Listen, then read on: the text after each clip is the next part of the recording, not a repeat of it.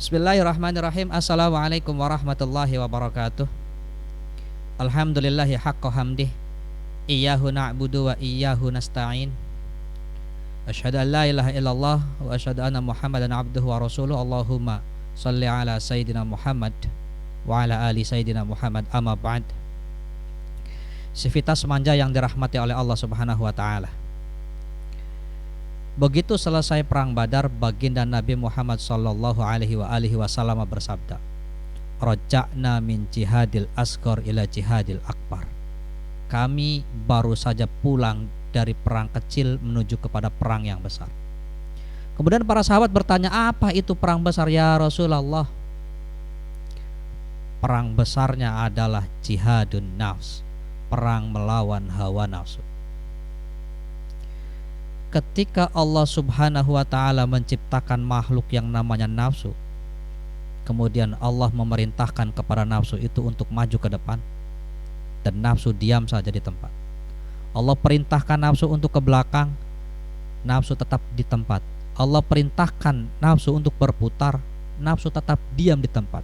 Dan ketika Allah bertanya, "Wahai nafsu, katakan sekarang siapa kamu dan siapa saya?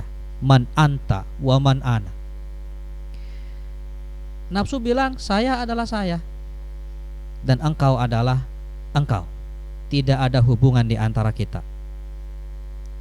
Allah murka di sana, kemudian memerintahkan kepada malaikat untuk melemparkan nafsu itu ke dalam neraka jahanam.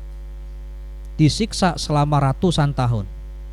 Begitu diangkat kembali, nafsu itu kemudian ditanya kembali oleh Allah Subhanahu wa taala, "Wahai nafsu, sekarang katakan siapa kamu dan siapa saya?" Sekali lagi nafsu ketika ditanya dengan pertanyaan yang sama, nafsu itu juga tetap menjawab, "Saya adalah saya, kamu adalah kamu. Tidak ada hubungan di antara kita." Itu nafsu. Kemudian Allah perintahkan kembali para malaikat untuk melemparkan kembali nafsu itu ke dalam neraka. Akan tetapi siksaan di dalam neraka itu diganti dengan apa? Dengan rasa lapar. Begitu selesai, diangkatlah nafsu itu, kemudian ditanya kepada oleh Allah Subhanahu wa taala, "Wahai nafsu, katakan siapa kamu dan siapa saya?" Dari sana nafsu itu mulai menyerah, kemudian mengatakan bahwa engkau adalah Tuhanku dan aku adalah makhlukmu yang lemah. Itu adalah nafsu. Sivitas manja yang dirahmati oleh Allah Subhanahu wa taala. Dari kisah itu, kisah yang dituliskan di dalam kitab Duratun Nasihin, kita bisa mengambil pelajaran bahwasannya nafsu kita itu hanya bisa kita tundukkan dengan rasa lapar. Maka Allah Subhanahu wa ta'ala memerintahkan kepada kita untuk berpuasa selama 1 bulan di bulan Ramadan. Dengan apa tujuannya? Tujuannya adalah untuk agar kita bisa menahan hawa nafsu kita.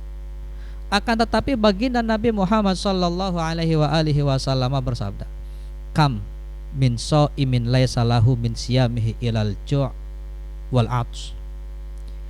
Berapa banyak orang yang berpuasa tetapi dia tidak mampu, tetapi dia tidak mendapatkan apa-apa dari puasanya, hanya mendapatkan rasa lapar dan dahaga. Apa penyebabnya ini? Bukankah puasa itu tujuannya adalah untuk mengendalikan hawa nafsu kita? Tetapi begitu kita berpuasa, ada lagi baginda Nabi bersabda bahwasanya banyak orang yang puasa tapi tidak dapat pahala apa-apa. Betapa meruginya kita kalau seperti itu. Apa penyebabnya? Ada 5 hal yang menyebabkan puasa kita tidak mendapatkan apa-apa kecuali rasa lapar dan dahaga. Tapi puasanya batal tidak? Tidak. Puasanya tetap harus dilanjutkan. Ketika kita melakukan salah satunya kemudian kita membatalkan puasa itu dengan sengaja, haram hukumnya, berdosa kita. Karena tidak boleh kita membatalkan puasa dengan sengaja. 5 hal itu adalah khamsatu asya' tuhbitus shaum atubtilu sawabah. Ada 5 perkara, ada 5 hal yang merusak pahala puasa tetapi tidak membatalkan puasa. Maka saya katakan tadi, tidak boleh dibatalkan dengan sengaja, haram hukumnya. Yang pertama adalah al-kadzib. Apa al-kadzib? Bohong. Sivitas semuanya yang dirahmati oleh Allah Subhanahu wa taala, kita ketahui bersama bahwasanya di YouTube itu banyak video-video prank. Ketika kita berpuasa, kita melakukan prank kepada orang lain, sama halnya dengan kita berbohong dan membohongi orang lain. Maka hindari prank yang seperti di YouTube itu. Kenapa? Bisa merusak pahala puasa kita. Kalau sampai kita masuk ke dalam ranah bohong, meskipun bohong itu bercanda, hindari itu. Yang keduanya adalah al-ghibah, membicarakan kejelekan orang lain, atau bahasa kitanya menggunjing. Bagaimana kalau kita berkumpul dengan kumpulan orang-orang yang sedang bergunjing dan kita diam di sana, kemudian tidak ikut bergunjing, kita hanya duduk main HP, main game, atau cuma sekedar duduk diam tapi tidak pernah ikut ngobrol dalam pergunjingan itu? Bagaimana hukumnya itu?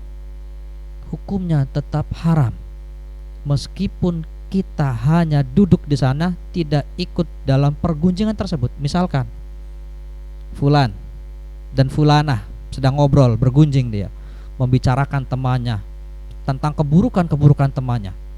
Kemudian kita datang ke sana. Jadilah kita bertiga di sana, bergunjing di sana. Tapi kita nggak ngomong, kita nggak ikut mengiyakan, kita tidak ikut menjelekkan, kita nggak ikut membicarakan, cuma duduk diam di sana di antara kerumunan orang yang bergunjing. Maka hukumnya tetap haram dan kita tetap dihukumi sebagai orang yang ikut bergunjing. Karena apa? Karena kita ada dalam kumpulan itu. Asyariku fi syarri syarrun. Itu masalahnya. Jadi kalau kita pengen terbebas dari bahaya menggunjing, hindari orang-orang yang bergunjing. Kalau kita pengen puasa kita dapat pahala utuh, hindari untuk hal-hal yang seperti gunjing itu. Walaupun kita cuma mendengarkan. Itu yang kedua, al-ghibah, bergunjing. Yang ketiganya adalah an-namimah. Kayak zaman dahulu, zaman Belanda ada Divide et Impera, mengadu domba. Yang keempatnya al-yaminul ghumus. Apa itu al-yaminul ghumus? Sumpah palsu. Kalau bahasa kita di sini, demi Allah. Kalau pakai bahasa Arab, kita gunakan huruf-huruf qasam. Al-waw, wal-ba, wat-ta. Ada 3 huruf-huruf qasam, huruf-huruf yang dipakai untuk bersumpah.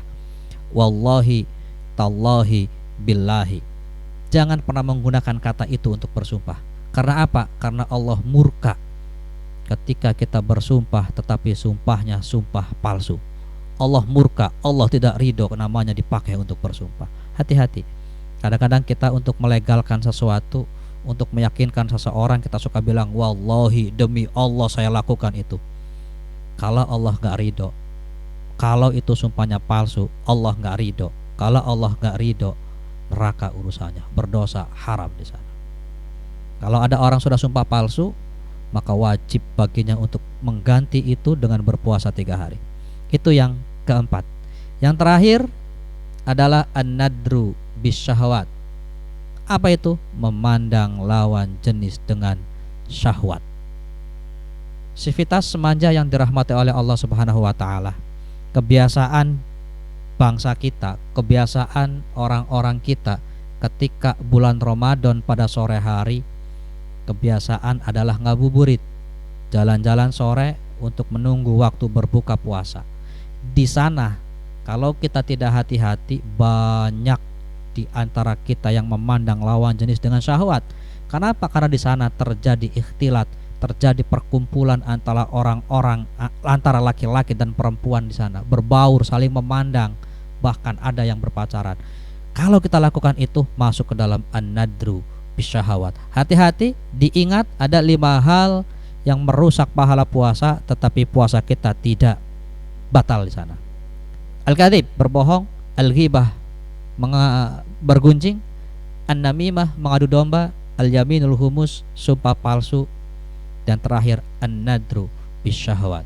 Lalu solusinya bagaimana? Hindari kelima hal itu supaya kita bisa masuk ke dalam orang-orang yang muttaqin, ini adalah hakikat puasa yang sesungguhnya, supaya kita bisa menjaga dan mengendalikan hawa nafsu kita. Mudah-mudahan apa yang disampaikan ini ada manfaatnya. Usikum wa nafsi bittaqwallah, wallahu a'lam bisawab. Wassalamualaikum warahmatullahi wabarakatuh.